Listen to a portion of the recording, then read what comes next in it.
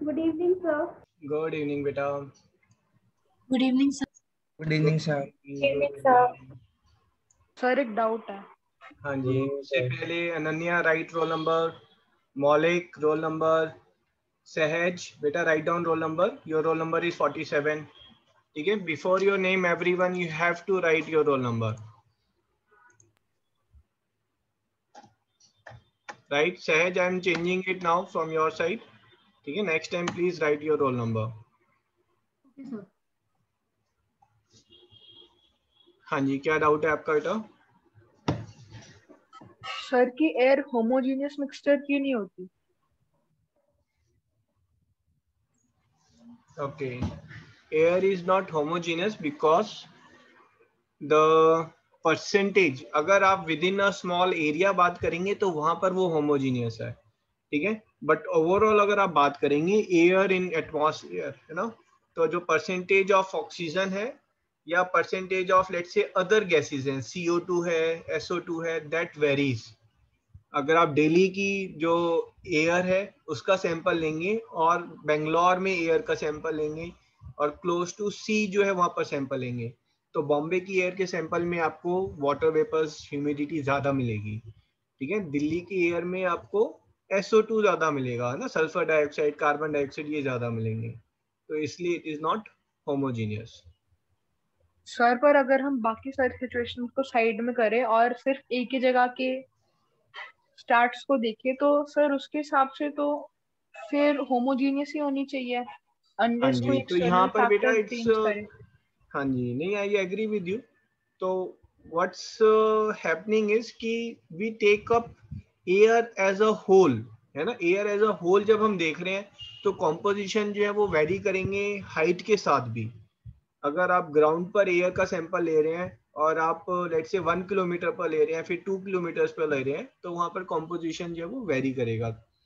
तो ठीक है, within you can say within a sample space air में बी होमोजीनियस, बट जब हम एयर की बात कर रहे हैं तो we are talking about full air, तो वहां पर वो होमोजीनियस नहीं है.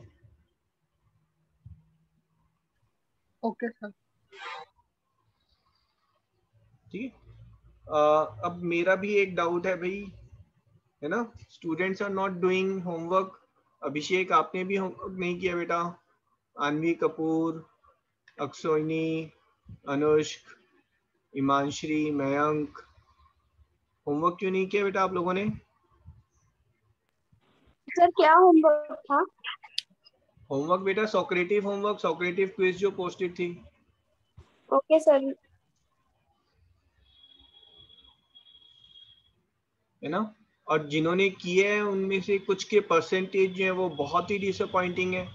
दैट परसेंटेज शोज दैट बस फटाफट तुक्के में जो है वो क्वेश्चंस जो है वो अटेम्प्ट किए गए हैं, प्रोबेबिलिटी के हिसाब से जो है they have got there marks, है ना. सो अकाइशा 42%. Now this is disappointing. भाई ये 42% का क्या मतलब है? अकाइशा माइक पर आओ बेटा. Yes, sir. Sir, I started the quiz today, but जब मैंने स्टार्ट करा वो फर्स्ट क्वेश्चन डिस्प्ले हुआ दोनों क्विज का, एंड उसके बाद नेक्स्ट क्वेश्चन पे वो दिखा रहा था that I already completed the quiz. मैंने नदीम भैया को भेजा था to check if I have, but उनका तब रिप्लाई नहीं आया था. But I did not complete the quiz myself. Both of them when I started, वो एक क्वेश्चन के बाद ही या फिर मैथ्स में तो लॉग इन करते ही वो दिखा रहा था दैट यू ऑलरेडी कंप्लीटेड. तो बेटा आप उनसे जो है एक एक्स्ट्रा आईडी मांगो, है ना. You take ID from him कि मेरे को आप एक आईडी और भेजें and I want to attempt it on some other ID. आपने आईडी मांगी उनसे? Sir I asked to check अगर मेरा ऑलरेडी कंप्लीट हो गया था, बट उसके बाद सर का रिप्लाई नहीं आया था एंड उन्होंने ग्रुप पे तब तक रिजल्ट डाल दिया था. बट मैंने पिछले टेस्ट के लिए मांगा था जब मेरा लॉग आउट हो गया था. ओके, तो you send me a message, है ना. I will change your ID for future, है ना. फ्यूचर के लिए मैं आपकी आईडी चेंज कर देता हूँ. Okay sir. ठीक है, बट किसी के साथ ऐसा हो रहा है तो आप प्लीज, है ना, just send me a message, take one more ID. ठीक है, सहज आपने भी नहीं किया बेटा. यस सर, सर अगली बार करूंगी, मेरे को इस टाइम वाज नॉट अवेयर, मैंने आपका मैसेज देखा बट मैंने वो है ना, कुछ इनिशिएटिव देखो हमें खुद से लेने हैं, ठीक है। We have to take initiative from our side. Rohan आपने भी नहीं किया, सहर, समर्पण, शौर्य सक्सेना, श्रेया, श्रेया आपने भी नहीं किया बेटा। It's so disappointing. Yes, sir. Sorry, sir. I'll do it next time. For sure, sir. Sir मैंने अब बेटा मैथ्स का स्टार्ट किया था लेकिन मैंने थोड़ा सा रहता था तो मैं आज ही करना भूल गया, तो इनकम्प्लीट था, तो उसके बेसिस पे परसेंटेज आ गई और कम आ गई। हाँ तो बेटा एक टाइम बाउंड आपको दिया गया था ना, उस टाइम बाउंड में आपको करना है उसे, है ना। एंड आप सभी जो है, इट्स एन एक्सीलेंट बैच, आप बहुत अच्छा कर रहे हैं सभी, तो you have to take initiative, है ना। जिगीशा आपने बेटा खाली ये वाली नहीं, पिछली भी जितनी भी क्विज है मॉनिटरिंग, आप टाइम पर तो कोई भी क्विज नहीं कर रहे और कई सारी मिस कर रहे हैं। And same is happening for Dimanshri, जो मेरे पुराने स्टूडेंट है वो इतना डिफॉल्ट कर रहे हैं, that is what is hurting to me. I am actually hurt कि ये मतलब I am working so hard, है ना, it takes hours to make the Socrative quiz, आपको you have to spend minutes in it and still you are not able to find time for it, so that's disappointing, है ना। Life में बेटा एक चीज आप जान ले, आपको थाली में परोस कर जो है ना कुछ नहीं मिलेगा, you have to work for everything in the life, ठीक है। और जो जितना वर्क करेगा उसको उसी हिसाब से फ्रूट मिलेगा, है ना, that's directly proportional to it. आज के टाइम में जो है you find people are living in 2 BHK, 3 BHK, 4 BHK and few are living in penthouse. Now you have to decide आपकी सेटिस्फेक्शन अगर 2 BHK में है, I will not force you to do this homework, but if you want to live a exemplary life, है ना, एक ही तो life दी है भगवान ने, if you want to leave it in excellent style, है ना, with no worries for the money, then please you have to put proportionate efforts for it. आप जितना एफर्ट अभी डालेंगे उतना ही एफर्ट लाइफ में, जिंदगी में आगे कम डालना पड़ेगा आपको। बट आप सोचेंगे कि आप अभी ऐश कर लेते हैं, this 3-4 years I am talking about till 12th, आप अभी ऐश मारो, मुझे कोई प्रॉब्लम नहीं है। फिर कॉलेज में जो है जिन्होंने अभी मेहनत की है कॉलेज में वो ऐश मारेंगे। आईआईटी के स्टूडेंट्स जो है बाकियों से कम मेहनत करते हैं, you know it. As an IITian we used to enjoy a lot, सारे कॉलेज के फेस्ट में हमें इनविटेशन मिलता था, ठीक है, सभी फेस्ट हम अटेंड करते थे। कॉलेज में जो है जितना बड़ा स्पोर्ट्स कॉम्प्लेक्स था द्वारका का, तो कुछ भी नहीं है उसके सामने।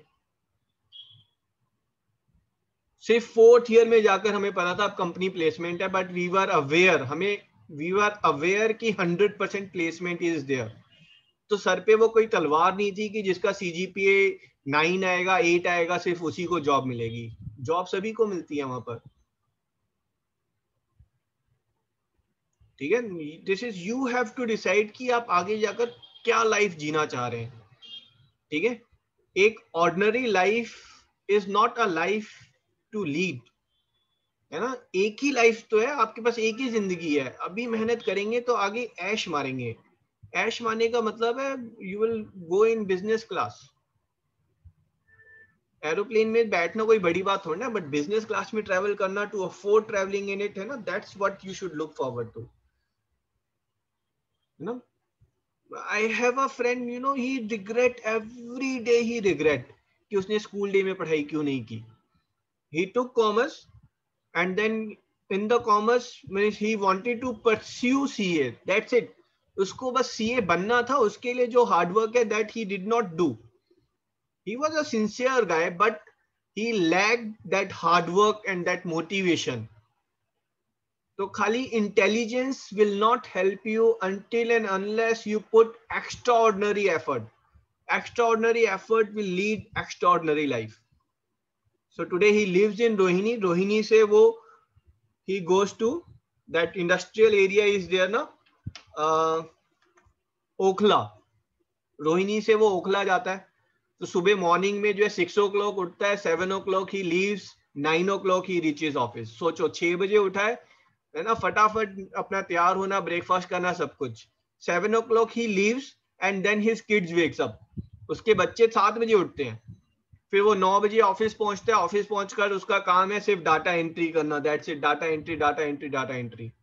कहने के लिए he is being given a rank of you know some manager something like that, but he has a pay scale of 7 lakh and he makes just data entry. उसका जो बॉस है, जो सीए है, वो 10 बजे 11 बजे ऑफिस आता है एंड ही इज नॉट, मतलब ऐसा फ्रीडम नहीं है कि वो 9 से 6 का ऑफिस है तो 6 बजे जो है वो चला गया। जस्ट 1 मिनट बेटा।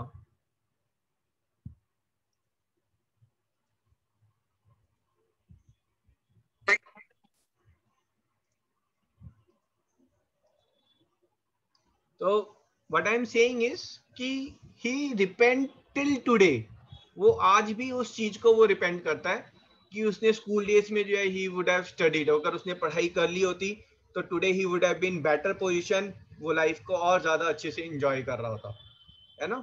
And I we know it, you know, as an elder we know it what's the value of leading a good life, tension free life.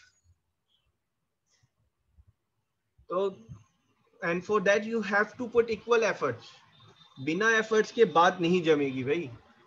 अब आप ऑर्डिनरी एफर्ट्स डालेंगे या जीरो एफर्ट्स डालेंगे, you have an excuse every time for not doing homework, that's not going to help. Extraordinary effort means आप quiz solve करें, उसके बाद you send me a message, sir what other books I can refer, what other questions if you can send me, I want to attempt that, you know, those are extraordinary efforts which are required. और आप 3 years डालें, I guarantee you for 50 years you will just enjoy your life, आप खूब enjoy करेंगे उसको, है ना।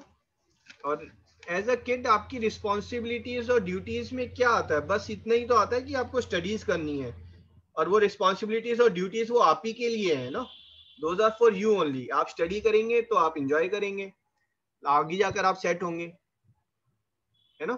हम बहुत इजीली डिमांड कर देते हैं और बहुत इजीली बोल देते हैं, सर एक ही तो होमवर्क था जो नहीं किया, उस पर आपने इतना लेक्चर सुना दिया।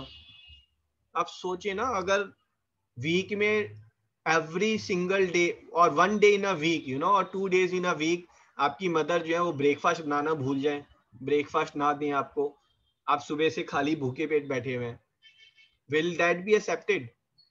आप वो तो एक्सेप्ट नहीं करेंगे ना, आप कहेंगे कि नहीं मम्मा आपकी ड्यूटी है रोज मॉर्निंग में ब्रेकफास्ट बनाना, you can't ignore it, you can't avoid it, you can't skip it. But when it comes to you, आप बहुत इजीली बोल देते हैं, सर मैं भूल गया, I called up a student today, sir it skipped my mind. अरे how can it skip your mind भाई, it's a daily routine is there, every day after class I am sending you Socrative to be done, how can it skip your mind, है ना। And it's your parents hard and money is there. आप एक दिन सुबह से लेकर शाम तक मेहनत करो, है ना, उस मेहनत से आप कुछ पैसे कमा के लाओ, और उन पैसों से आप एक पेन अपने पेरेंट्स को गिफ्ट करो, एंड थिंक अबाउट इट, अगर वो पेरेंट्स जो उस पेन को उठाकर डस्टबिन में डाल दें, कैसा लगेगा आपको?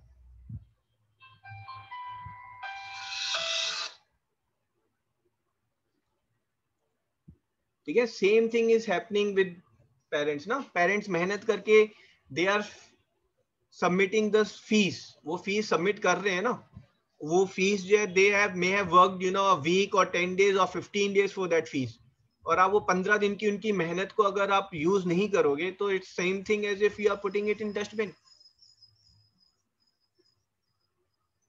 तो बेटा please work hard, not only work hard, extraordinary effort, 3 years of extraordinary effort, जिंदगी भर आप पबजी खेल सकते हो, है ना। आप अगर एक्स्ट्राऑर्डिनरी एफर्ट डालेंगे तो may be in 5 years you can earn 10 crores, है ना। स्टूडेंट्स का लगता है भाई 2 crore पर एनम का पैकेज लगता है, जो बहुत अच्छे स्टूडेंट होते हैं, और आप एक्स्ट्राऑर्डिनरी एफर्ट नहीं डालेंगे तो 5 years में 10 crore है, जो नहीं डालेंगे वो 50 years में they will earn may be 2 crores। अब सोच लो आप, ये स्टूडेंट जो है वो 5 साल में जो है वो रिटायरमेंट भी ले सकता है, और रिटायरमेंट के बाद जो इंटरेस्ट की मनी होगी वो इस वाले स्टूडेंट की मंथली इनकम से भी ज्यादा होगी। So do you want to struggle full life morning 6 to 9 o'clock, or do you want to enjoy life by working 10 to 6 o'clock? जो 10 to 6 जो सीए काम कर रहा है, जिसके अंडर वो काम कर रहा है, ही सी इट, वो अपने टाइम पर आता है, कोई मॉनिटर करने वाला नहीं है, he just assign jobs to others and then he leaves office sometimes. और ये अगर इसका बॉस जो है वो 8 बजे तक रुका है तो उसको भी 8 बजे तक रुकना पड़ता है, but it's not other way. If he is reaching office 9 o'clock, boss doesn't have commitment कि he also has to come 9 o'clock, he sometimes come 11 12, ठीक है। So you think you want to be a boss or you want to be a just ordinary employee, and accordingly you put efforts or extraordinary efforts, ठीक है। And it's not lifelong, I'm saying 3 years extraordinary efforts, 4 years, and 30-40 years you will just live a lavish life. आप लोगों को जहां मौका मिलता है आप YouTube में घुस जाते हैं, ठीक है। वो सब टाइम पास है ना, टाइम किलिंग है। Time pass and time killing is once you are settled in your life, you have fulfilled your responsibilities. चलो, आई होप आप सब सिंसियरली है ना, you will put equal proportionate efforts तो डालें बेटा। As a teacher I am spending hours to make Socrative homework test, और test में मार्क्स कितने आ रहे हैं? एक स्टूडेंट के 8 मार्क्स आए हैं, एंड देन ही और शी इज सेइंग कि सर मैंने तैयारी नहीं की थी। अरे क्यों नहीं की थी आपने? How can you give a excuse? आपको पता है टेस्ट जो है वो 1 वीक पहले ही डिक्लेयर हो जाता है, और आपको अगर क्लियर नहीं है टेस्ट के क्वेश्चन सब्जेक्ट क्लियर नहीं है, आप मुझे डाउट भेजे ना। मैं रात को 11 बजे 11:30 12 o'clock also I am replying on the doubts. So please put equal proportionate efforts, है ना, स्पेशली दीज क्लासेस। अगर आपका मैथ्स वीक है, साइंस वीक है, कुछ भी वीक है, take it as a challenge. भाई मेरे दोस्त को पता है तो मुझे क्यों नहीं पता है? मैं भी I will put efforts to make sure कि मुझे पता हो। चैप्टर वाइज उठाकर ही कर लो आप। पॉलिनोमियल में प्रॉब्लम है तो इस पॉलिनोमियल को मैं 2 दिन में जो है ना इसकी ऐसी की तैसी करनी है मुझे। आप एक बार अगर ठान ले तो you can enter into anything. भाई न्यूक्लियर साइंस भी पढ़ सकते हैं आप, है ना, इंटरनेट पर एवरीथिंग इज अवेलेबल, बट वो डिटर्मिनेशन तो लेकर आओ आप, ठीक है।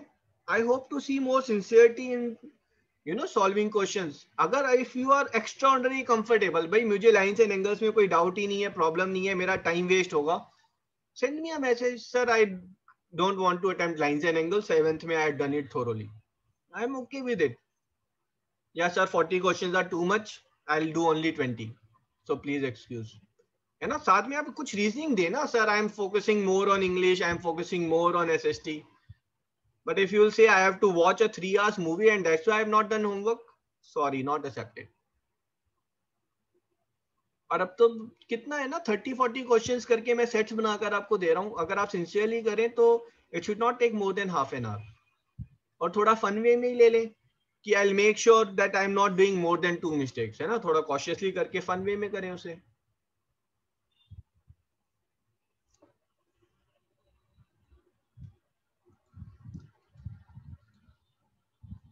ठीक है, चलो I am leaving this part here, है ना, टेकिंग इट कि आप सब और सिंसियरली करेंगे, है ना। और अगर कहीं पर कुछ भी इश्यूज आ रहे हैं then send a message to me और टू नदीम भैया, will resolve it, will give you extra ID to solve question, ठीक है। आप में से half of you are doing excellent job, है ना। मुझे बहुत सारे डाउट्स भी भेज रहे हैं आप लोग, you are putting extra efforts, है ना।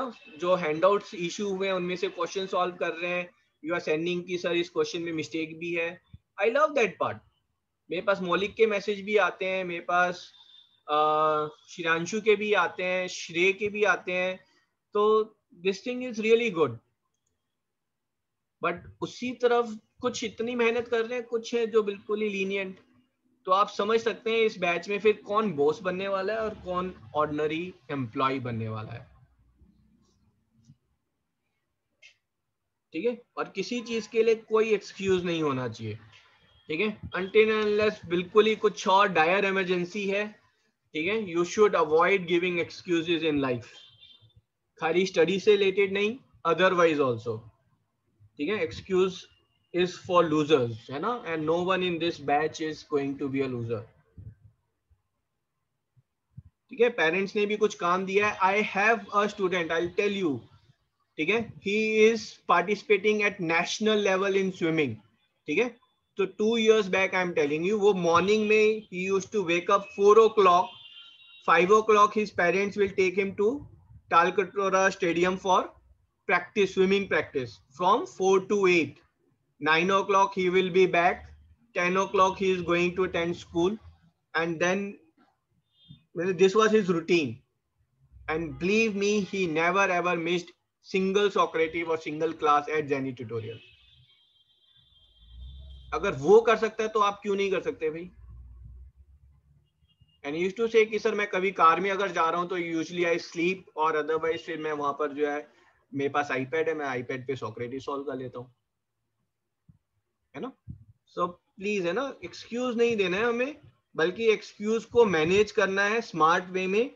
And we have to work for a better life, better future. ठीक है, आपका फ्यूचर भाई, आप अगर कुछ बनते हैं, आईएएस बनते हैं, पुलिस कमिश्नर बनते हैं, है ना, वी विल बी प्राउड. हम कौन सा एंजॉय करने वाले हैं आपकी पावर?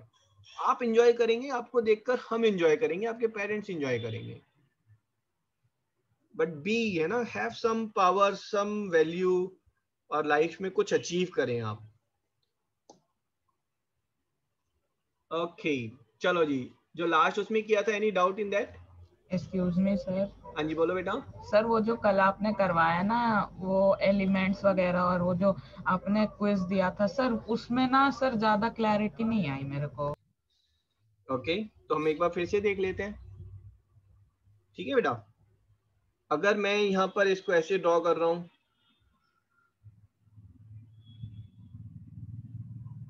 ठीक है, या फिर मैंने इसको ऐसे ड्रॉ किया है, इसको हम बोलेंगे एटम और इसको हम बोलेंगे मॉलिक्यूल. ठीक है, और दोनों को कंबाइन हम क्या बोलेंगे? एलिमेंट. क्लियर है? Yes sir. और यहां पर अगर मैंने एक, लेट्स से ब्लू ले लिया है और 2 रेड ले लिए हैं, ठीक है, तो ये हमारा क्या हो गया? कंपाउंड हो गया है. ठीक है, एक ब्लू एंड 2 रेड. ये एक मॉलिक्यूल भी है, of course this is a molecule, या फिर इसको ऐसे ले लेते हैं. So this is a molecule, at the same time this is also a compound. और इन दोनों को अगर हम देखते हैं तो ये हमारा प्योर सब्सटेंस है. Excuse me sir. हाँ जी सर, मेरे को एक सोक्रेटिव वाले क्वेश्चन में डाउट. हाँ जी, लेट मी डाउनलोड इट, है ना, then I will take your sir doubt. Pure substances क्या होते हैं? बेटा प्योर सब्सटेंस होते हैं अगर आपने इसमें से कोई भी पीस निकाला. ठीक है, मैं अगर आपसे इस बॉक्स की बात करूं, इस बॉक्स में आपने पीस निकाला और मैंने पीस निकाला, क्या वो आइडेंटिकल होंगे? Yes sir. आइडेंटिकल होंगे, 100% होंगे तो वो प्योर है, और अगर 100% नहीं होंगे आइडेंटिकल तो फिर वो मिक्सचर है.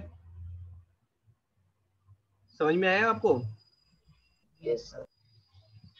भाई जिसका डाउट था उससे पूछ रहा हूँ मैं अभी.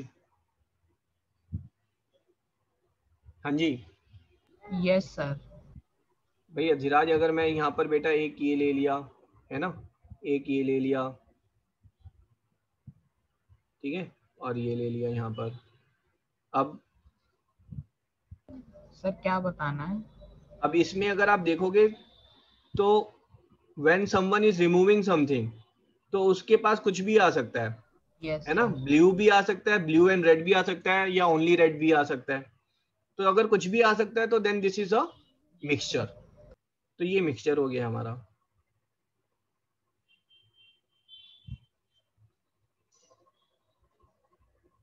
अब क्लियर है आपको?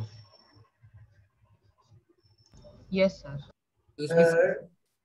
हाँ जी, और बेटा एक चीज हमेशा ध्यान रखना है ना, विद मी मेरे को कोई इश्यूज नहीं है. मैं आपको बहुत अच्छे से समझाया, आपको समझ में नहीं आया, you ask again. Second, third, fourth, है ना, you ask again. I love teaching, और टीचिंग में I love challenge to teach, है ना. Challenge to teach is to make it in such a way कि आपको वो समझ में आए. दैट्स अ चैलेंज और a puzzle to me. So please don't hesitate और be reluctant to ask doubts. हाँ जी बोलो. सर कंपाउंड दो एलिमेंट से बनकर एक सब्सटेंस होगा. हाँ जी, अगर दो एलिमेंट्स आपस में मिल रहे हैं देखो, अगर दो एलिमेंट्स सेम टाइप के आपस में मिले, ठीक है, तो ये एक एलिमेंट ही कहलाएगा. This is still a element. और अगर डिफरेंट टाइप्स के आपस में मिल गए, then this is called a compound. Excuse me sir. हाँ जी. सर जैसे एक मॉलिक्यूल में 2 ब्लू पार्टिकल्स है, एक रेड है, और दूसरे में 2 रेड और एक ब्लू है, तो वो माना जाएगा कंपाउंड? हाँ बिल्कुल. मान लो अगर एक रेड है, एक ब्लू है और 2 रेड है, तो ये कंपाउंड है, ठीक है. लेकिन अगर आपने, और यहाँ पर आपने लिया, एक रेड ले लिया और 2 ब्लू ले लिए, तो ये भी कंपाउंड है, बट दोनों अलग अलग कंपाउंड है. अगर मैंने इन दोनों को एक उसमें डाल दिया तो ये मिक्सचर बन गया फिर. यस सर, मैं एक उसमें ही पूछ रहा था. ओके, थैंक हाँ, you this sir. Is a mixture. Excuse me sir. बोलो. सर वो जो एक बार सर जो आपने ऊपर मिक्सचर का वो डायग्राम बनाया सर, उसमें वो होमोजीनियस है हेट्रोजीनियस सर, ये वाला? अच्छा, ये आप पता ही नहीं कर सकते होमोजीनियस है हेट्रोजीनियस है ना, जब तक आपके पास बड़ा सैंपल ना गिवन हो, ठीक है. तो होमोजीनियस हेट्रोजीनियस जो है वो एक्चुअली माइक्रोस्कोपिक और मैक्रोस्कोपिक लेवल पर भी बात होती है उनकी, ठीक है. तो यहाँ पर देखो, छोटे से फॉर्म में हम बता नहीं सकते कि होमोजीनियस है या हेट्रोजीनियस है. छोटे से फॉर्म में क्यों नहीं बता सकते? कि मान लो अगर मैं इसको डिवाइड कर रहा हूँ, ठीक है, तो लेट्स से अगर मैंने इसको ऐसे डिवाइड किया, तो अब तो मुझे ये होमोजीनियस नहीं दिख रहा है. You are getting my point? और यस सर. होमोजीनियस का मतलब है आप इसको जितने भी छोटे पार्ट में डिवाइड कर लें, वो सेम कंपोनेंट हो. अब यहाँ पर मैं कर रहा हूँ तो यहाँ पर मेरे को होमोजीनियस दिख रहा है वो, ठीक है. तो कोई छोटे से सैंपल को देखकर आप होमोजीनियस नहीं बता सकते. बट ऑफ कोर्स अगर यहाँ पर देखो, इसी डायग्राम को अगर मैंने ऐसे दे दिया, let's say this is what I have taken, ठीक है, ये मेरे पास रेड है और ये मेरे पास ब्लू है. अब इसको मैंने पूछा ये होमोजीनियस है हेट्रोजीनियस? Sir heterogeneous. हेट्रोजीनियस, ठीक है. आपके एग्जाम में क्वेश्चन आएगा तो वो ऐसे ही आएगा. और यहाँ पर ब्लू डॉट्स अगर सारे में दिखा दिए, अब ये होमोजीनियस है या हेट्रोजीनियस है? Homogeneous. Within your syllabus you will take it as homogeneous. आप बहुत नीटी ग्रिटी में नहीं जाएंगे, बहुत डिवाइड विवाइड करके नहीं देखेंगे. आप कहेंगे पूरे में रेड है, पूरे में ब्लू है, it's a homogeneous. And sir, हाँ जी. सर एक और बार सर आप वो प्रोपोर्शन वाला बता दोगे सर, कंपाउंड वाला जो आपने फिक्स प्रोपोर्शन वाला बताया था? हाँ जी. कंपाउंड में जो है देखो, कंपाउंड में अगर हम बात करेंगे, मान लो यहाँ पर ये हाइड्रोजन और ऑक्सीजन है, तो कंपाउंड में जो है ये फिक्स्ड प्रोपोर्शन रहेगा. कैसा रहेगा कि इसमें मैंने पूछा कितना हाइड्रोजन है कितना ऑक्सीजन है.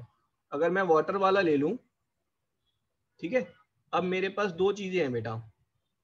एक है मेरे पास हाइड्रोजन एंड ऑक्सीजन, ये मेरे पास कंपाउंड है ना, hydrogen and oxygen, hydrogen and oxygen. अब इसमें जो है हाइड्रोजन का जो एटॉमिक मास होता है, ठीक है, दैट इज 1, और ऑक्सीजन का जो एटॉमिक मास है that is,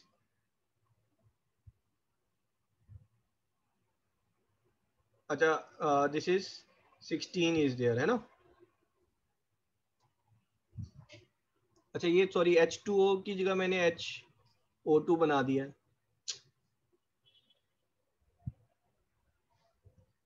so this is H2O, ठीक है.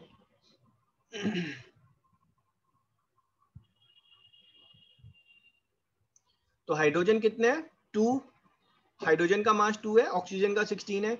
हाइड्रोजन और ऑक्सीजन वेट वाइज किस रेशियो में है 1:8 में है। तो ये कंपाउंड वाटर का जो कंपाउंड है उसमें हाइड्रोजन और ऑक्सीजन 1:8 में ही होंगे। आप इनको इलेक्ट्रोलिसिस से अलग करेंगे, so they will form hydrogen gas and oxygen gas whose mass will be in ratio of 1:8। लेकिन मैंने आपको दिया था हाइड्रोजन और वाटर का कंपाउंड, लेकिन अगर मैं आपको दे रहा हूं हाइड्रोजन और वाटर, हाइड्रोजन और ऑक्सीजन का मिक्सचर, अब यहां पर हाइड्रोजन और ऑक्सीजन किस रेशियो में होंगे वो फिक्स नहीं है ना। जितना आपने हाइड्रोजन डाला उस हिसाब से हाइड्रोजन ज्यादा हो जाएगा। अब यहां पर देखेंगे तो हाइड्रोजन ज्यादा है, ठीक है, ऑक्सीजन कम है। So there are let's say 6 molecules of H2 and 1 molecule of O2। तो फिर ये कितना हो गया, ये 12 ग्राम हो गया और ये 16 ग्राम हो गया। They are in ratio of 3:4 by weight. तो मिक्सचर में जो आपका रेशियो है, रेशियो ऑफ एलिमेंट जिनका मिक्सचर हमने बनाया है, उनकी रेशियो वेरी कर सकती है। क्यों? क्योंकि हम अपने हिसाब से जो है अमाउंट जो है वो इंक्रीज डिक्रीज कर रहे हैं। और जबकि कंपाउंड में, वाटर एक कंपाउंड है, तो हाइड्रोजन और ऑक्सीजन का जो कंपाउंड है कॉल्ड वाटर, उसमें हाइड्रोजन और वाटर की जो रेशियो है दैट इज फिक्स्ड, वो चेंज नहीं होगी, वो हमेशा 1:8 की फॉर्म में होगी। सर बट हाइड्रोजन का जो एटॉमिक वेट है वो तो 1 है ना, तो ये 6:8 होना चाहिए ना। बेटा ये H2 है ना। Yes sir, sorry sir. Sir but homogeneous mixture में सर वो तो फिर फिक्स हो सकता है ना सर ये रेशियो। क्यों भाई? हाइड्रोजन और ऑक्सीजन का अगर आप एक चैम्बर में मिक्सचर बनाएंगे वो होमोजीनियस होगा। आपने मिक्सचर बनाया, मैंने उसमें जो 1 लीटर हाइड्रोजन और ऐड कर दी, होमोजीनियस, अभी भी मिक्सचर होमोजीनियस है बट उसमें रेशियो अलग हो गई। देखो कहने का मतलब यह है रियान, अगर मैंने आपको एक हाइड्रोजन वाटर का, मैं कह रहा हूँ ये हाइड्रोजन वाटर का कंपाउंड लो, तो आपको पता है हाइड्रोजन वाटर का कंपाउंड जो है वो वाटर होता है और आपको पता है उसमें रेशियो 1:8 है ना। फिर मैं आपको दे रहा हूँ कि रेयान ये हाइड्रोजन और ऑक्सीजन का मिक्सचर है ना, इसको संभाल के रखना। डू यू नो कि उसमें कितना हाइड्रोजन है और कितना ऑक्सीजन है? No sir. उसमें वैरी कर सकता है ना मिक्सचर में। Yes sir. कंपाउंड में फिक्स्ड है बस। Okay sir I have a doubt. हाँ जी सर जैसे हमने 2 एलिमेंट को लिया लेकिन उनकी क्वांटिटीज हमने अलग अलग ली और फिर हमने मिक्स करके दोनों कंपाउंड बन गए, तो फिर हम उन दोनों कंपाउंड को सेम कह सकते हैं या फिर वो दोनों डिफरेंट कंपाउंड्स हैं? दोबारा बोलो। हमने 2 एलिमेंट्स को लिया और उनको मिक्स किया। सर सर हमने 2 डिफरेंट टाइप के एलिमेंट्स को लिया और फिर हमने उन दोनों को 2 बार मिक्स करा।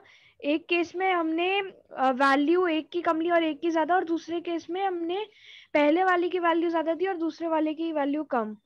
तो फिर वो दोनों सेम, अगर वो कंपाउंड बन गए दोनों के दोनों, तो फिर वो दोनों मतलब सेम कंपाउंड कहलाएंगे या फिर अलग अलग कंपाउंड? ओके उसमें बेटा देखो क्या होगा कि besides forming the compound there will be some reactants will be left out. some reactants left out का मतलब क्या है?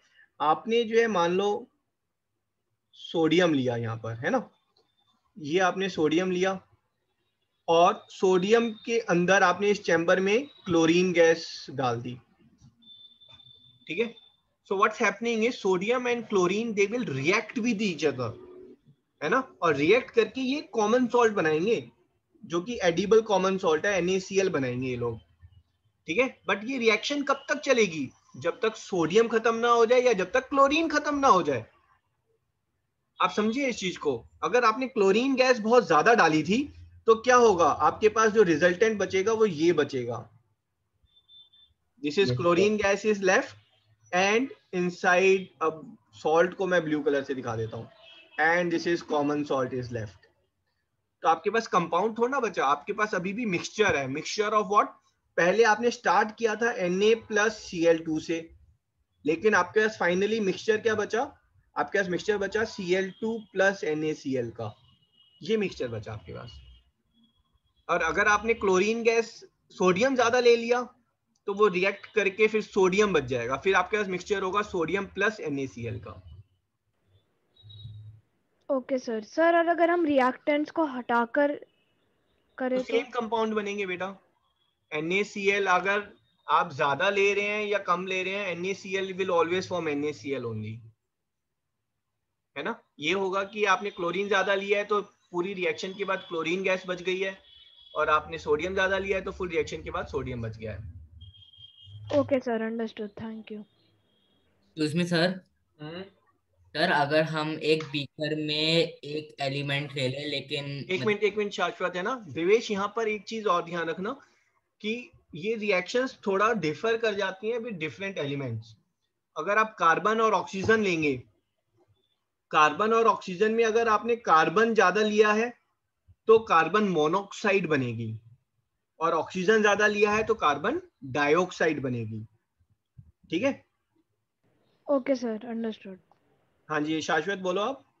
यस सर, मैं बोला था अगर हम एक बीकर में एक एलिमेंट ले लेकिन हमने जैसे O2 लिया है और सिर्फ एक O लिया है, तो क्या मतलब वो वो है, क्या बोलते हैं हाँ जी, तो अगर आपने एक कंटेनर में, पहली बात तो बेटा सिंगल O जो है वो एग्जिस्ट नहीं करता है, ठीक है। जो एग्जिस्ट करते हैं वो O3 which is your ozone gas, ठीक है।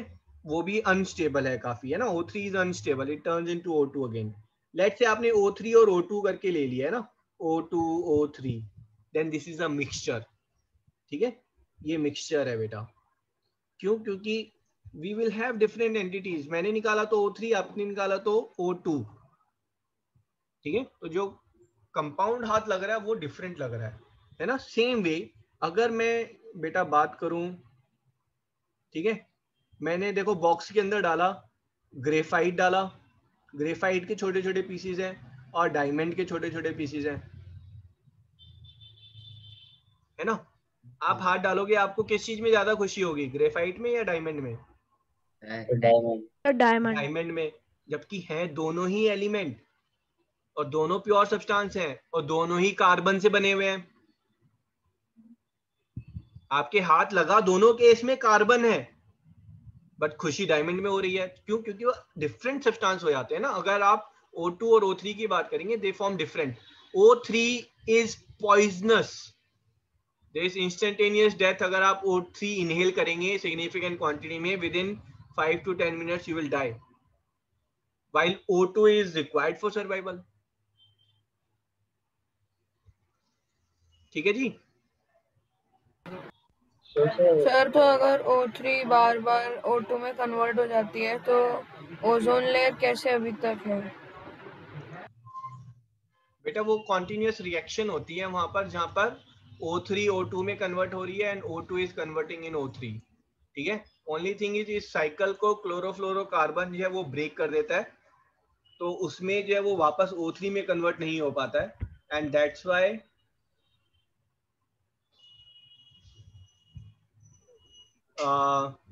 these are banned now. Sir मेरा भी यही सेम क्वेश्चन था।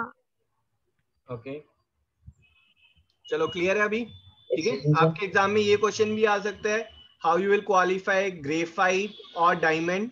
तो यू विल से these will qualify under element as they are made up of carbon and only carbon, and within the element they will, because they are element, thus they will be qualified as pure substance, ठीक है।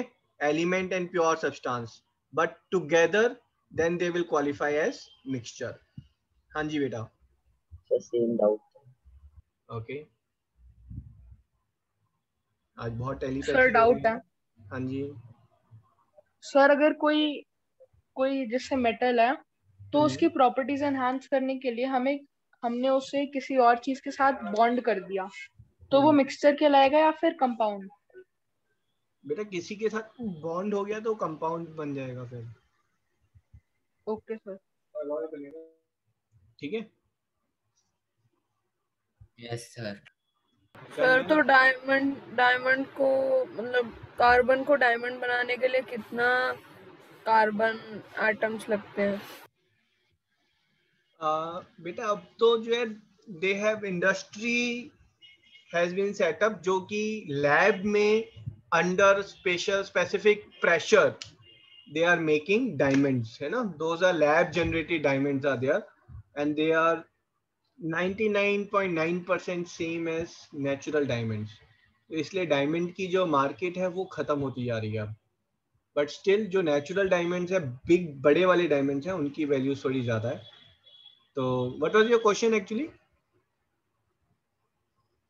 Sir कितने carbon atom से, मतलब कितने carbon atom को अगर हम carbon atoms तो देखो, अगर मैं सिर्फ इतना सा, है ना, जितना एक नमक का दाना है, ठीक है, उतना बड़ा अगर मैं डायमंड का पीस ले रहा हूं, तो आपको पता है ना 1 बिलियन कितना बड़ा नंबर होता है ना. 1 ट्रिलियन ऑल्सो यू नो. ठीक है, so it will need 1 billion trillion carbon atom. एक नमक के दाने जितना अगर आपको एक डायमंड पीस चाहिए तो. Okay sir. Sir I have a doubt. हाँ जी सर, ये जो ऐसे कंपाउंड्स हमें नेचुरली मिल जाते हैं, वो मिलने तो मतलब प्रोबेबिलिटी बहुत कम होनी चाहिए, क्योंकि वो मतलब बहुत ज्यादा स्पेसिफिक सर्कमस्टांसेस चाहिए होते हैं.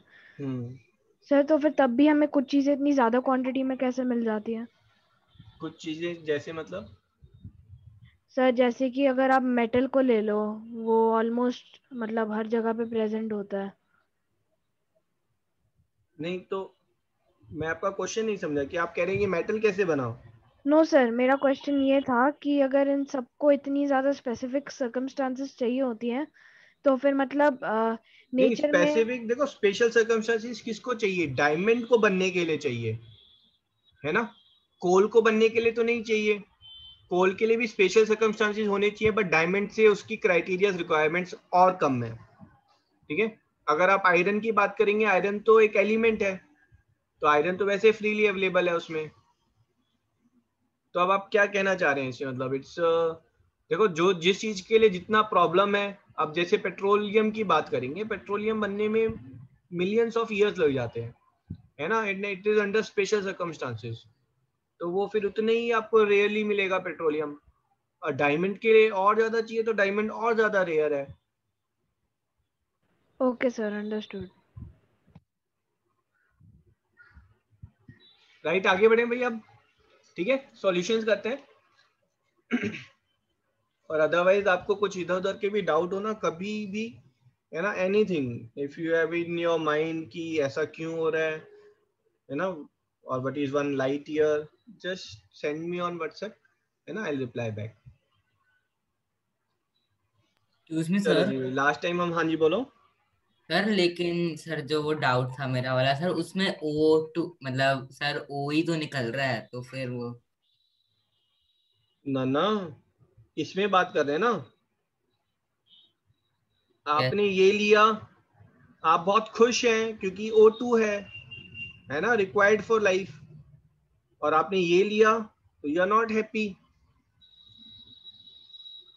इट डिपेंड्स कि जो एलिमेंट है वो आपस में कैसे बॉन्डेड है, that makes it into different categories. यहां पर भी देखो, कहने के लिए तो कार्बन निकल रहा है, यहां पर भी कार्बन ही हाथ आ रहा है, बट कार्बन की क्या फॉर्म है, तो वो एक डिफरेंट कॉन्स्टिट्यूएंट बन जाता है हमारा, and then it becomes a mixture. Okay sir.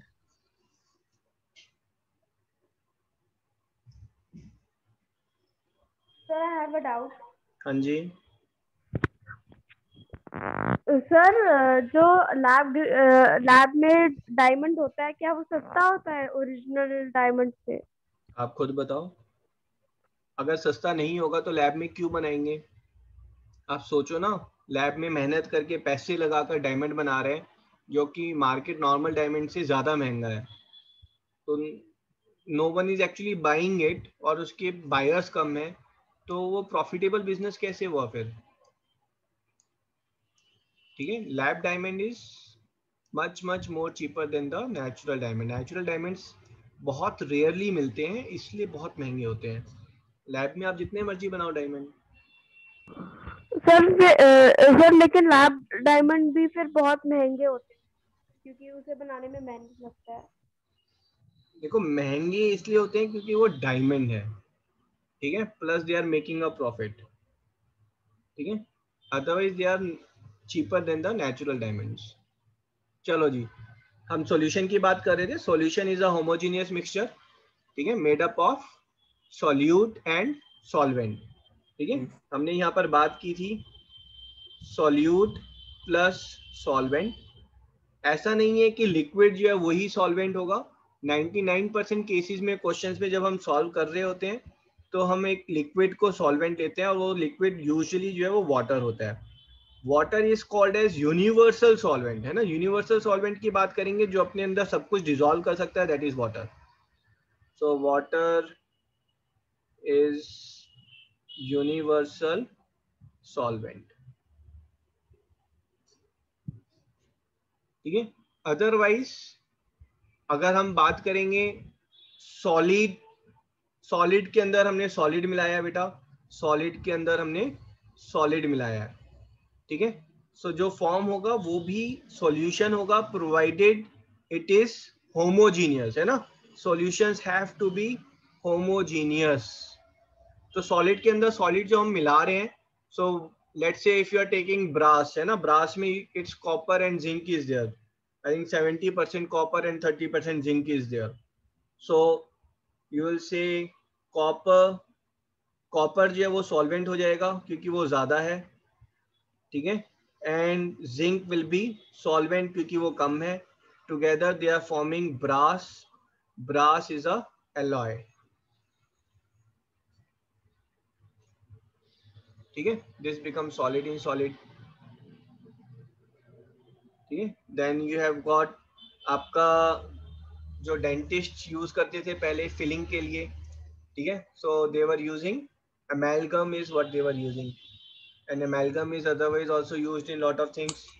अगर मैं आपको लास्ट क्लास में मैंने एग्जांपल दिया था, if I am putting drops of water, तो सोल्यूट जो है वो वाटर हो गया, सॉल्वेंट जो है वो आपका सॉल्ट हो गया, ठीक है, and what you are getting is a moist salt.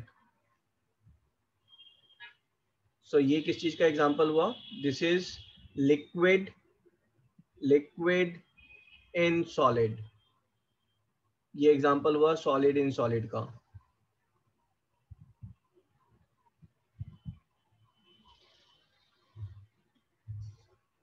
Excuse me. हाँ जी बेटा। Sir, you said that a cell is made up of trillions of atoms. So, sir, what atom is a cell made up of? Animal cell? हाँ जी, सो जो हमारे sales हैं उनके अंदर different different atoms are there, ठीक है, but जो सबसे कॉमन एटम्स हैं that is carbon, oxygen and hydrogen, ठीक है, ये सबसे कॉमन है। जो प्रोटीन है, प्रोटीन में नाइट्रोजन इज देयर, ठीक है। तो जो आप एमिनो एसिड जब डाइजेस्ट करते हैं तो नाइट्रोजिनस वेस्ट जो है वो आप एक्सक्रीट करते हैं, जो एक्सक्रीशन यूरिनेशन से दे कम आउट, ठीक है। ये चार सबसे मेन है।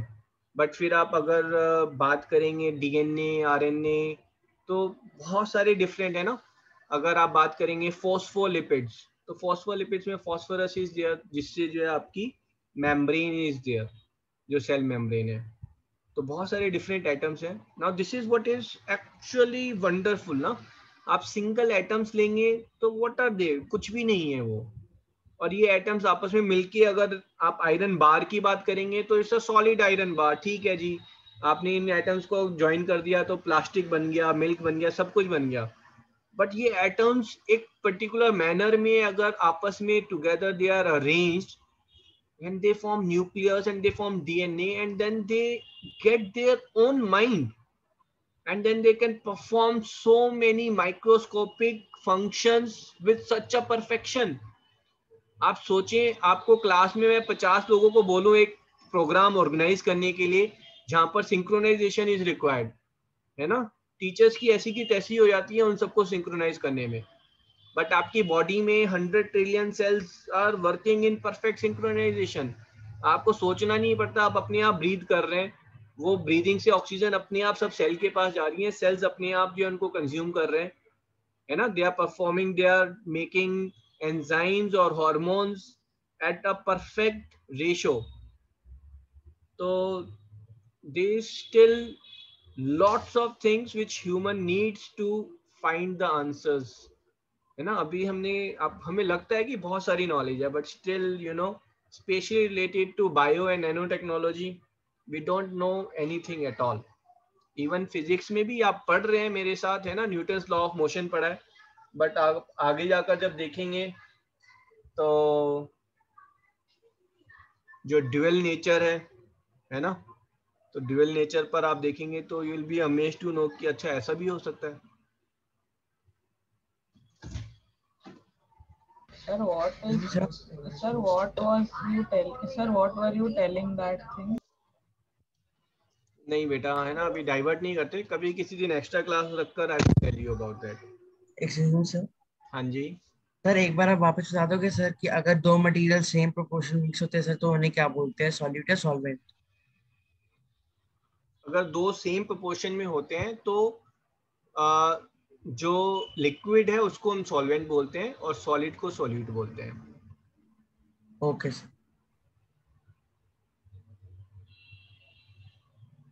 ठीक है, now we have got salt in water. ये किसका एग्जांपल है बेटा? This is example of solid in liquid, है ना। जितने न्यूमेरिकल्स हैं वो इसी पे आते हैं, सॉलिड इन लिक्विड वाले पे, सॉलिड इन लिक्विड। ठीक है, उसके बाद आपका अगर हम बात करें, है ना, if I am mixing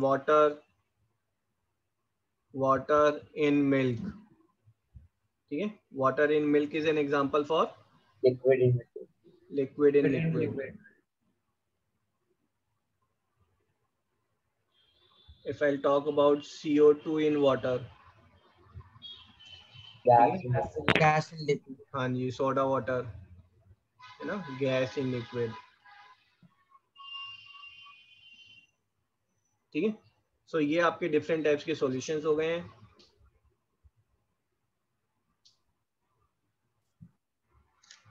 sir इन पे क्वेश्चंस कैसे आते हैं? हाँ जी, फिर से बोलो। सर इन पे क्वेश्चंस कैसे आते हैं? क्वेश्चन बस give an example of solution with gas in liquid। Sir gas in gas नहीं होता बेटा, गैस इन गैस जो है ना वो मिक्सचर फॉर्म करता है, वो सॉल्यूशन फॉर्म नहीं करता। Okay sir. ठीक है, अब बेसिकली समझेंगे इसको तो हो क्या रहा है, there is an interaction is happening between the solute and solvent. Solute और सॉल्वेंट के बीच में माइक्रोस्कोपिक लेवल पर एक इंटरेक्शन हो रहा है। जब आपने पानी के अंदर कॉमन सॉल्ट को डाला तो वो कॉमन सॉल्ट जो है वो it converts into Na+ and Cl- में वो कन्वर्ट हो रहा है, और उसके आसपास जो है then you have got oxygen and hydrogen is there, है ना, उसके आसपास ऐसे oxygen and hydrogen is there. ठीक है, this is hydrogen and oxygen. हाँ जी, एक मिनट बेटा, है ना। तो ये सोल्यूट और सॉल्वेंट के बीच में this interaction is happening, that's why they become homogeneous. और गैस के केस में ऐसा नहीं है, आपने हाइड्रोजन में ऑक्सीजन डाला या ऑक्सीजन में हाइड्रोजन डाला, doesn't make any difference at all, है ना, उनके बीच में कोई इंटरेक्शन ही नहीं हो रहा है। They are acting totally independently from each other and they don't form solution, वो सॉल्यूशन फॉर्म नहीं करते हैं। हाँ जी, किसको डाउट था कुछ? No sir. सर वो क्लियर हो गया। क्लियर हो गया है, okay. Sir, can you please explain that again? कौन सा पार्ट बेटा? Sir, the part that you explained just now. I was 1 minute. I was just saying कि gas in gas doesn't form any solution, है, आप लिख लें इसको, gas in gas no solution। Sir, it will form a mixture, no? हाँ जी, but a mixture। ठीक है, solution आप लगा लें कि सॉल्यूशन जो है ना वो एक यारी दोस्ती है ना। अब इट डिपेंड्स करता है कि कौन किसके यहाँ पर जा रहा है। ठीक है, accordingly solution is getting form. अगर आपने सॉल्ट में पानी डाला या पानी में सॉल्ट डाला, some some action is actually happening. ठीक है, सॉल्ट मॉइस्ट हो गया या फिर सॉल्ट को पानी में डाला तो सॉल्ट आयोनाइज्ड हो गया and then it has dissolved uniformly. But जब आप गैस में गैस डाल रहे हैं तो वो आपस में there is no interaction at all between the gases. Gases के बीच में कोई इंटरेक्शन ही नहीं है। उसमें कोई ऐसा नहीं है कोई बड़ा भाई एक्ट कर रहा है कोई छोटा भाई एक्ट कर रहा है, दोनों इंडिपेंडेंटली एक्ट कर रहे हैं बिल्कुल। Excuse me sir. हाँ जी सर, सॉल्यूशन प्योर सब्सटेंस है?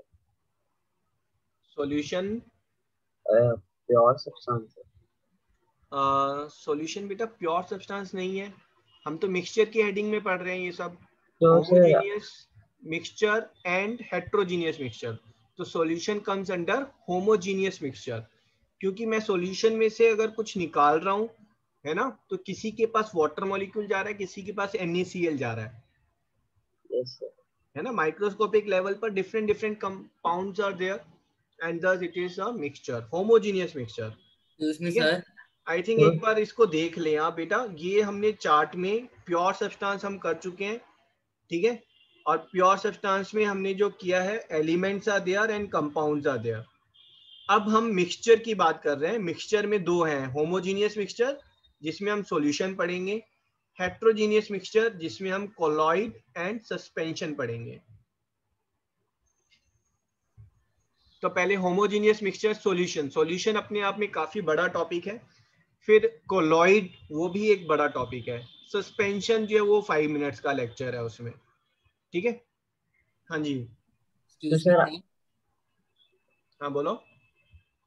तो सर गैस इन गैस तो आप कह रहे हो कि मिक्सचर है, तो हम भी बोल सकते हैं हेट्रोजीनियस मिक्सचर है? हाँ, gas in gas is heterogeneous mixture. Excuse me sir. हाँ जी बोलो सर। लेकिन सर जब हम सॉल्ट इन वाटर या फिर वाटर इन सर शुगर करते हैं सर, तो फिर सेम वही आता है टेस्ट।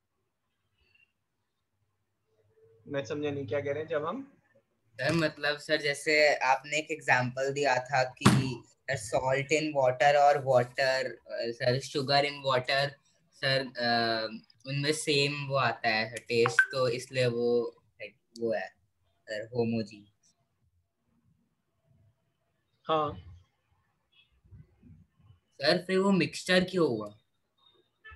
ना सेम सारे मॉलिक्यूल्स तो हर एक जगह ही है। नहीं भाई, कहाँ कंफ्यूज हो रहे हैं आप।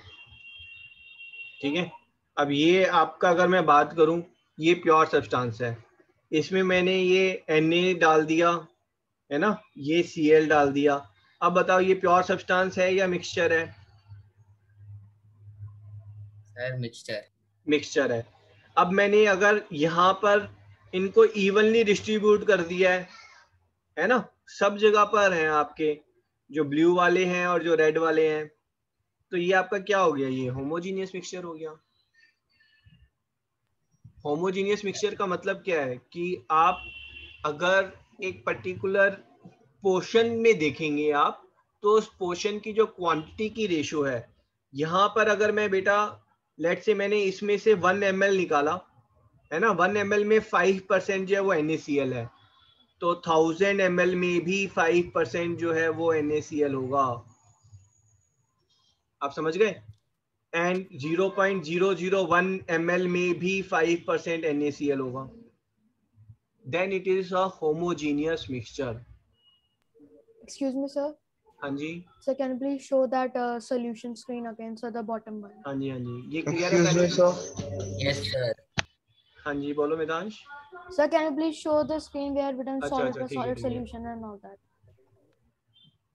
ये वाला? Yes, sir. सर बोलो। सर हेट्रोजेनियस मिक्सचर एग्जिस्ट क्यों करता है अगर डिफ्यूजन होती है तो? इवनली डिस्ट्रीब्यूट वैसे भी ना आना चाहिए सब कुछ। बेटा जहां पर डिफ्यूजन हो जाती है वहां पर होमोजीनियस है, लेकिन जहां पर डिफ्यूजन नहीं हो पा रही है, मान लो आपने आयरन पीस रखे हैं और साथ में सल्फर रख दिया है, अब बताओ डिफ्यूजन कैसे हो रही है उनकी, क्या वो मूव कर पा रहे हैं? डिफ्यूजन में जो पार्टिकल्स हैं दोज आर इन नैनोमीटर्स, जो बहुत ही छोटे पार्टिकल्स हैं वो मूव करते हैं, बड़े बड़े पार्टिकल्स कहाँ मूव कर रहे हैं? आपने पानी के अंदर नमक डाला, वो बहुत ही माइन्यूट है ना, तो वो डिफ्यूज कर रहा है, वो मॉलिक्यूल्स की मूवमेंट के साथ साथ भी मूव कर रहा है, ठीक है, वो ब्रेक डाउन होकर आयन फॉर्म में वो मूव कर रहा है। बट पानी में आपने चॉक डाला, चॉक के जो छोटे छोटे पीसीज हैं वो आयोनाइज नहीं होते हैं, वो और नहीं टूटते हैं, और वो पीस इतने छोटे नहीं है कि वो डिफ्यूज हो सके, वो वाटर मॉलिक्यूल उनको मूव कर सकें, तो वो धीरे धीरे सेटल भी हो जाते हैं। तो what chalk in water, that's not a homogeneous mixture and that is a heterogeneous mixture. Sir I have a doubt. हाँ जी सर अगर हम आइस को वाटर में रखें तो फिर वो मिक्सचर हो जाएगा या फिर वो कंपाउंड रहेगा? ओके, आप आइस एंड वाटर की अगर बात करेंगे तो वो मिक्सचर हो जाएगा बेटा।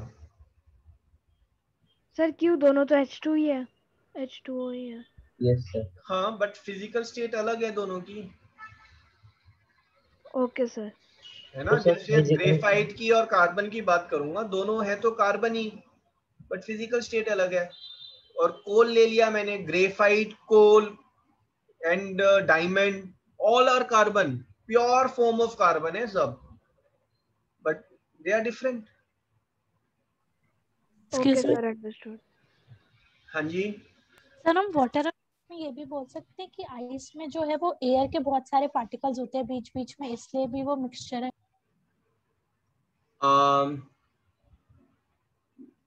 नहीं बेटा, वो चीज नहीं यहाँ पर काउंट होगी, क्योंकि वाटर के अंदर भी एयर डिसॉल्व होती है ना। अगर डिस्टिल्ड वाटर लेंगे तो बात अलग है, नॉर्मल टैप वाटर या any water which you drink, it has got dissolved air in it, ठीक है। Only thing is the physical form of the component is different and that's why we will take it as mixture. Okay sir, ठीक है, exactly same reason जो O2 O3 का था, ठीक है। चलो जी,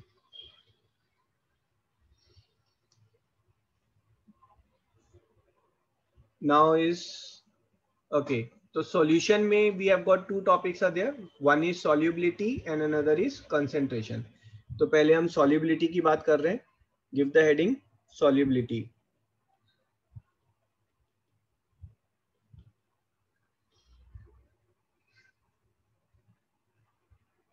ठीक है, तो अगर कोई डिसॉल्व हो जाते हैं, ठीक है, you will say soluble, अरे सॉल्यूशन के then अंदर we'll call this as, हाँ जी solution का ही पार्ट है, we call it as miscible, है ना, and not soluble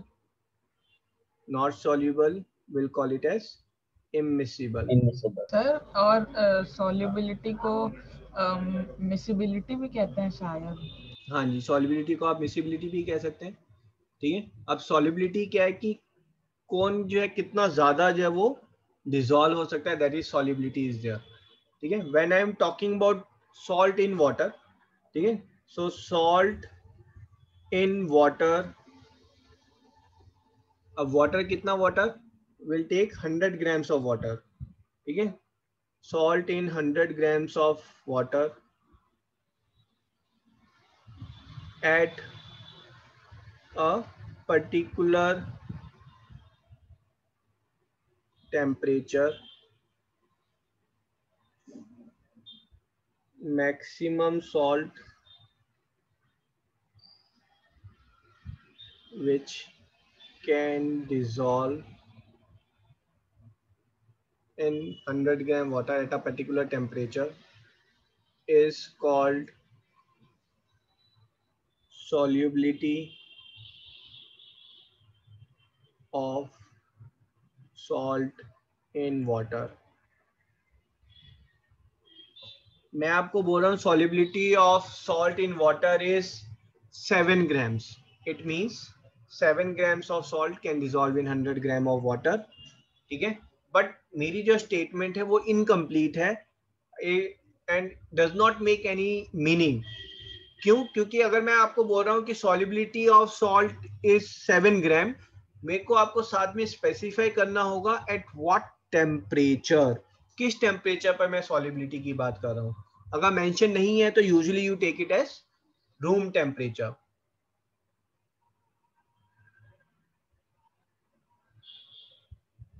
सर तो हमें इसमें न्यूमेरिकल्स आ सकते हैं? नहीं सर वो 100 ग्राम ऑफ वाटर है ना? हाँ जी. ओके सर तो सॉल्युबिलिटी ऑफ सॉल्ट सर कोई और चीज नहीं हो सकती? कुछ भी हो सकता है. मैं आपको एक एग्जांपल लेकर बताया, इसमें कोई डेफिनेशन भी नहीं आएगी आपको. ठीक है, आप इसमें एग्जांपल ऐसे ले सकते हैं. When I am saying solubility, आप इसको ऐसे कर लें थोड़ा सा.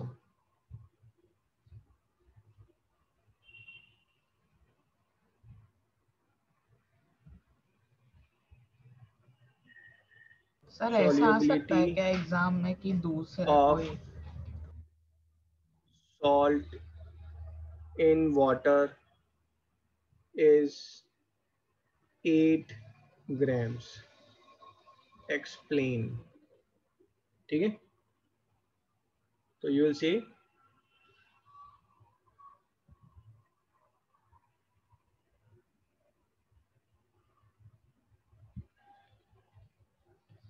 maximum weight of salt which can dissolve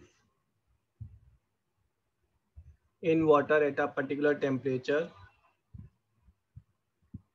is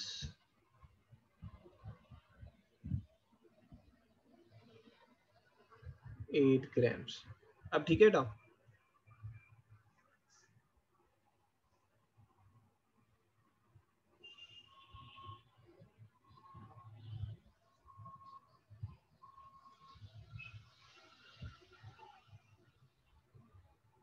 And you understood?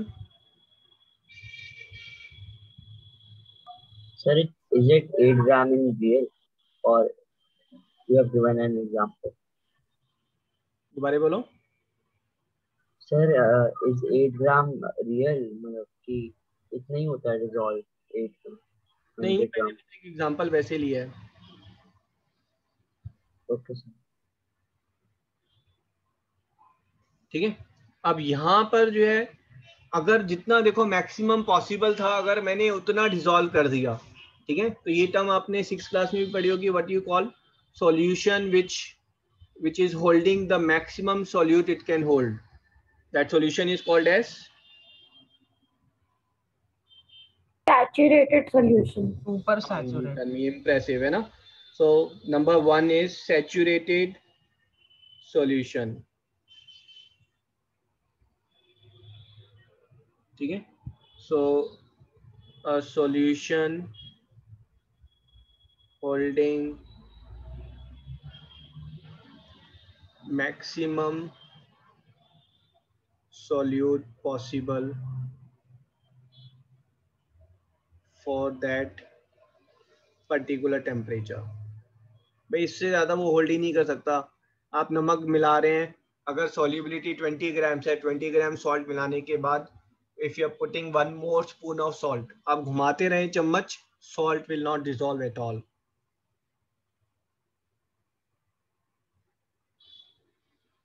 ठीक है, अनसैचुरेटेड सॉल्यूशन.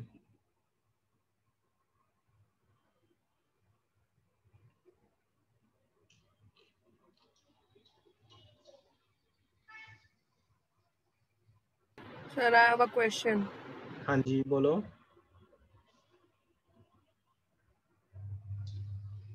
सर ये सैचुरेटेड सॉल्यूशन होता है, उसमें maximum solute possible for that specific temperature sir. तो अगर हमने टेम्परेचर इंक्रीज किया तो कम सॉल्यूट होएगा ना sir?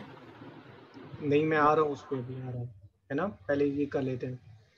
So a solution that holds solute less than maximum possible capacity, that is unsaturated.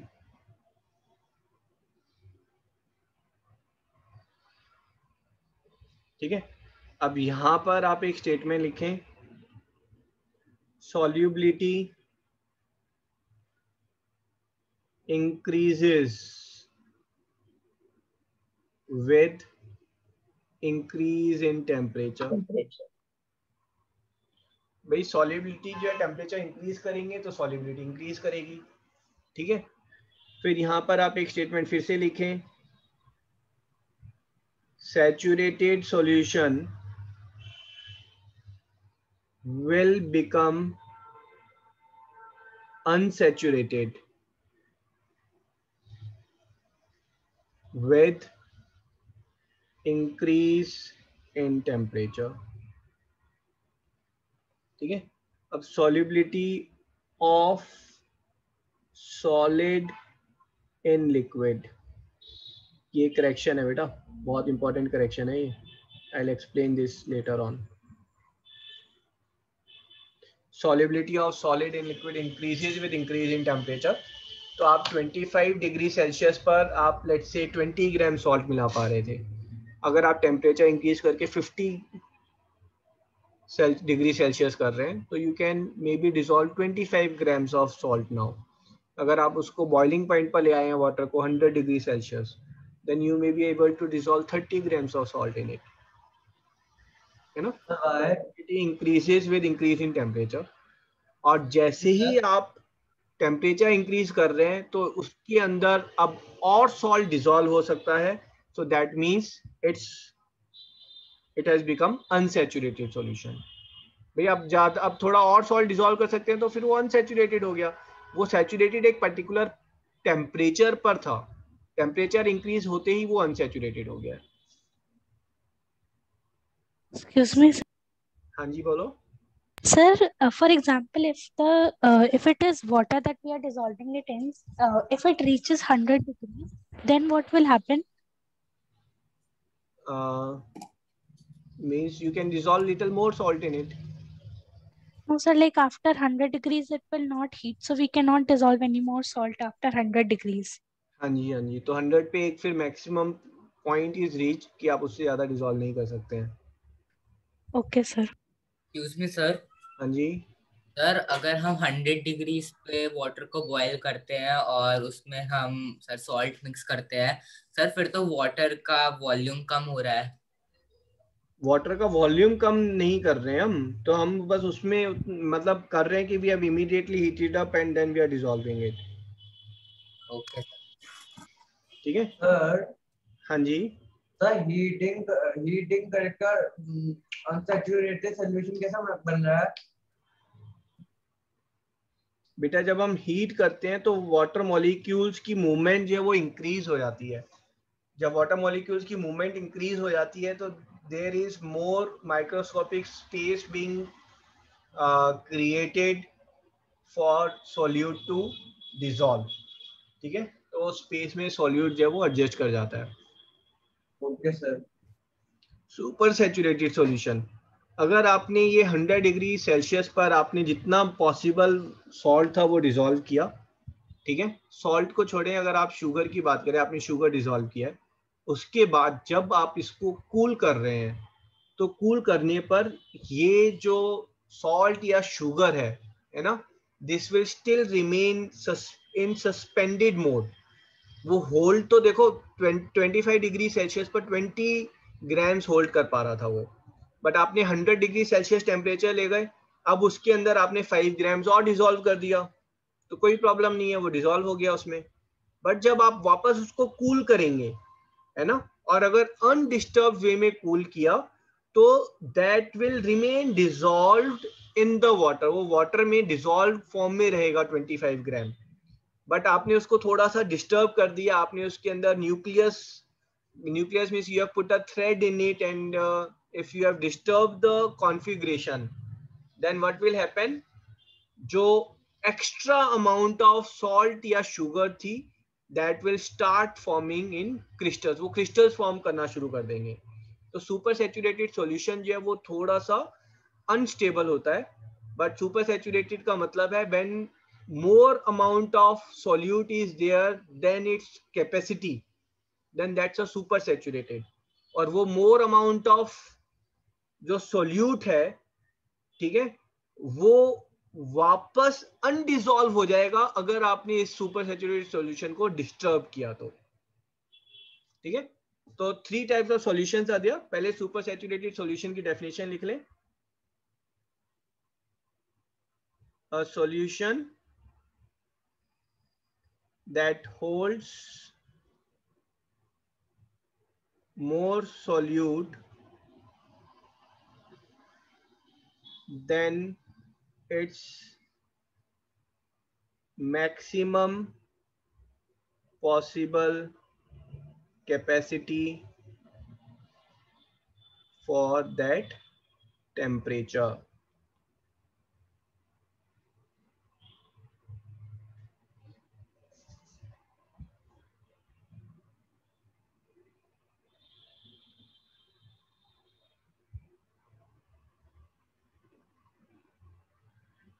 ठीक है, आज आप लोगों के डाउट्स बहुत सारे थे, सो आंसर करने में हमारी क्लास काफ़ी निकल गई। तो नेक्स्ट क्लास में we will take this. So what I will do is, Monday को क्लास बहुत इंपॉर्टेंट रहेगी। हम लाइन्स एंड इक्वेशंस एंगल्स के हम प्रूविंग के क्वेश्चंस भी करेंगे। ठीक है, एंड लाइन्स एंड एंगल्स थोड़ा हमारा जल्दी कंप्लीट हो जाएगा। So maybe Monday and then Wednesday lines and angle will finish, and then उसके बाद फ्राइडे को will keep full science class, है ना, ताकि साइंस का, क्योंकि 9th में और 10th में science syllabus is maybe 1.5 times more than math syllabus. चलो जी, let's end the session now. Thank you. Thank you, sir. Bye, Thank sir. you, sir. Thank you, sir. Bye, sir. Bye, sir. Bye, sir. Have a great day ahead. Thank you, sir. Bye. Bye, Thank you, sir. Bye, sir. Excuse me, sir. Welcome. Excuse me, sir. हाँ जी बेटा, sir एक last doubt है बोलो। Sir. Sir, जो अगर हाँ जी अभिषेक। Sir अगर हम, जैसे मैंने 2 मेटल्स लिए हैं, जिंक और कॉपर, और अगर मैं उन्हें बॉन्ड कर रहा हूँ तो जो बनेगा वो एक कंपाउंड होना चाहिए। पर सर अगर जब भी बॉन्डिंग होती है तो कंपाउंड बनता है ना, तो सर जब हम जिंक और कॉपर को बॉन्ड करते हैं तो एक मिक्सचर क्यों बनता है? हाँ जी, it's a very good question. तो बेटा, जिंक और कॉपर के बीच में कोई केमिकल रिएक्शन नहीं हो रही है, कोई केमिकल बॉन्डिंग नहीं हो रही है। जिंक और कॉपर जब हम बना रहे हैं तो आप ये समझिए कि जिंक जो है उसके एटम जो है वो मेटेलिक बॉन्ड की वजह से साथ में रहते हैं। कॉपर अगर हम लेंगे तो कॉपर के एटम भी मेटेलिक बॉन्ड की वजह से साथ में हैं। और जिंक और कॉपर को जब आपने आपस में मिलाया तो आप कोई केमिकल रिएक्शन नहीं कर रहे हैं, क्योंकि उनके बीच में हो ही नहीं सकती chemical reaction.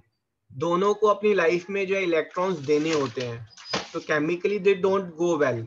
But what is happening is कि जो आपके, देखो, अगर बॉन्डिंग होती है, ये आपका ये जिंक है, ठीक है, और यहां पर ये आपका कॉपर है बेटा, और ये जिंक है। अगर बॉन्डिंग होती है तो बॉन्डिंग में ये ऐसे हो जाता है आपका, है ना, बॉन्डिंग में दिस फॉर्म्स लाइक दिस, ये ऐसे करके बॉन्डिंग फॉर्म हो रही है। ठीक है, एक यूनिफॉर्म वे में आपको ये बॉन्डिंग दिखेगी यहाँ पर, है ना, दिस इज व्हाट बॉन्डिंग, ये बॉन्डिंग के केस में ऐसे होगा। लेकिन जब हम इनका एलॉय बनाते हैं तो एलॉय में ये आपस में जस्ट मिक्स हो जाते हैं, बस, और कुछ नहीं हो रहा है, इनके बीच में कोई बॉन्ड नहीं बन रहा है। These atoms, billions trillions of atoms just mix together, that's it. ठीक है सर, तो फिर वो हाँ जी, होमोजेनियस मिक्सचर बन जाता है, इवनली स्प्रेड हो जाता है दोनों। हाँ, दिस इज समथिंग लाइक कि आपने जो है ना, मैं इसको मेल्ट किया तो ये लिक्विड फॉर्म में आ गया, मैंने इसको मेल्ट किया तो ये लिक्विड फॉर्म में आ गया, तो ये मिल्क और वाटर की तरह हो गया। फिर इसको मैंने दोनों को मिक्स कर दिया और फिर मैंने उसको कूल होने के लिए साइड में रख दिया। सर, और एक और डाउट था हाँ, कि सर बोलते हैं कि जो कंपाउंड बनता है वो एलिमेंट की प्रॉपर्टीज से एकदम अलग होता है, जो ओरिजिनल हाँ, एलिमेंट से बनाया जाता है उससे एकदम अलग होता है। लेकिन सर जब वो बनाया जाता है ब्रास, तो उसकी प्रॉपर्टीज तो एक हद तक कॉपर और जिंक से सेम होती है। हाँ, क्योंकि कंपाउंड तो बना ही नहीं ना, हमारा तो बना तो मिक्सचर है। जिंक और कॉपर ने रिएक्ट ही नहीं किया ना आपस में, देयर इज नो रिएक्शन और बॉन्डिंग। सर बस वो मिक्स हो गए पर बॉन्ड नहीं हुए। हाँ, उनके बीच में कोई बॉन्डिंग नहीं है, लेकिन वो साथ में together they are attached by metallic bond, और मेटेलिक बॉन्ड एक केमिकल बॉन्ड नहीं है, that is just a force is there which is holding them together. Sir तो फिर इसे तो फिजिकल मीन से भी सेपरेट कर सकते हैं अगर मिक्सचर है तो? मिक्सचर है, फिजिकल मीन से आप सेपरेट कर सकते हैं। आप उसको मेल्ट करें, और मेल्ट करने के बाद जो है आप दोनों की डेंसिटी अगर अलग अलग है तो वो डेंसिटी के फॉर्म में फिर आप उनको अलग कर सकते हैं, ठीक है? सर। या फिर दोनों का मतलब दोनों की जो फिजिकल प्रॉपर्टीज हैं उनके बीच में कंपैरिजन करके फिर हम उनको अलग कर सकते हैं। Okay sir, thank you sir. Okay down.